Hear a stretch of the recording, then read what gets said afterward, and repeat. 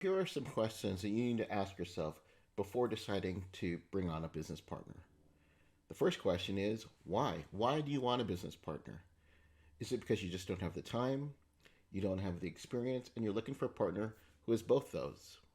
Maybe you don't want to deal with the customer support and you're looking for a partner to handle that for you. It's also important, though, to also look at it from their end. What is their expectation of you? Are you just there to have the idea and then they are the ones responsible for executing on the idea? It's important that also that you have divvy up the work equally, and that can be involved. And if the business partner is doing like 90% of the work and maybe you're doing 10%, even though you're really busy, they might have resentment. The way that you can avoid that is to talk with the partner before you decide to form a relationship. So, again, first question, ask yourself, why do I want a business partner? Starting a business is not easy, as I've said several times on this podcast. You've got to be able to wear different hats. You've got to be able to know a little bit about everything about your business. And to be honest, no one is going to work harder on your business than you. The second question you need to ask yourself is, are you comfortable sharing the decision making? Or are you someone who you're the end all be all? If that's true and you don't like it, partnership may not be good for you. Another question you need to ask yourself is, are you willing to take on liability? Or are you going to share liability?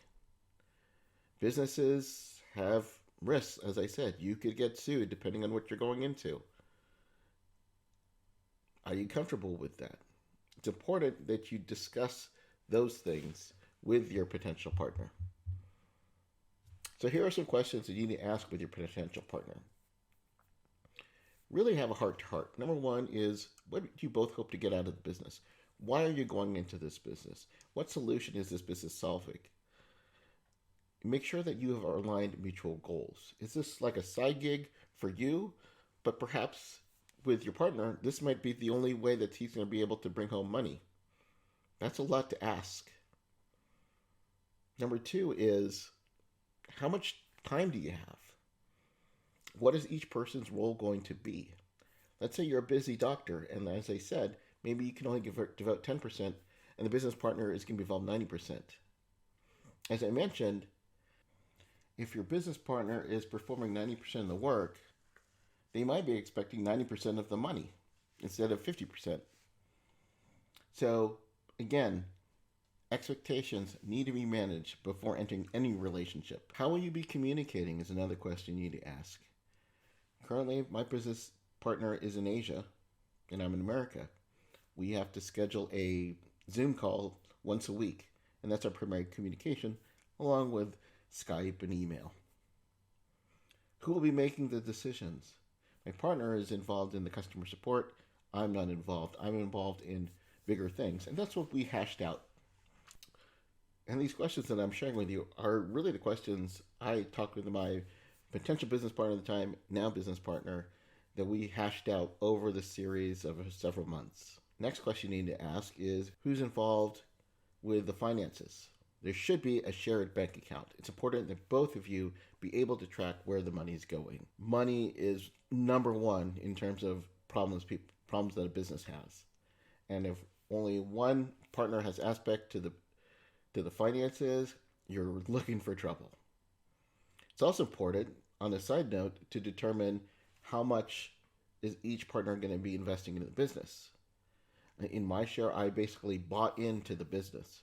He was not contributing any capital. It's also important that you have an exit relationship involved. What's going to happen when you dissolve the business? Who gets what?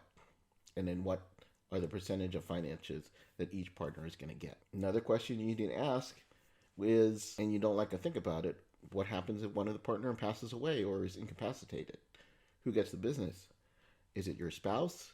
You may need to have a clause written where if the partner perishes, that the spouse would not inherit part of the business. And I've seen situations where that wasn't told, and the spouse who didn't have any really any knowledge about the business suddenly became a partner. And that could cause a lot of issues as well. It's also important to talk about when you're going to receive profits. Are you going to just leave the money in the bank? Are you going to take a salary?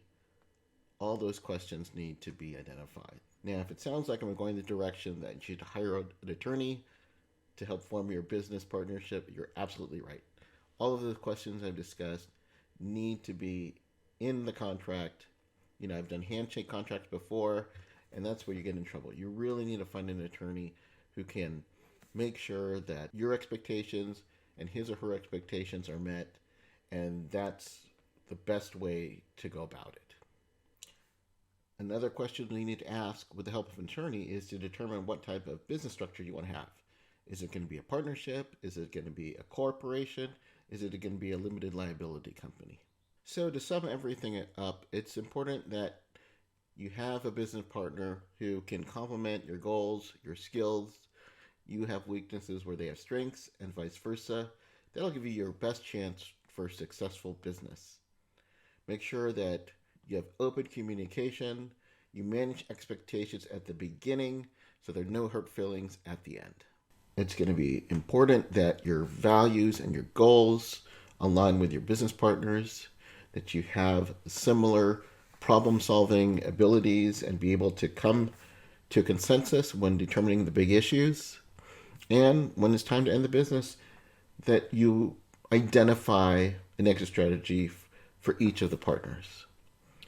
Having a business partner can be tremendous, but managing those expectations are muy importante to allow you to have a successful business and to keep moving forward.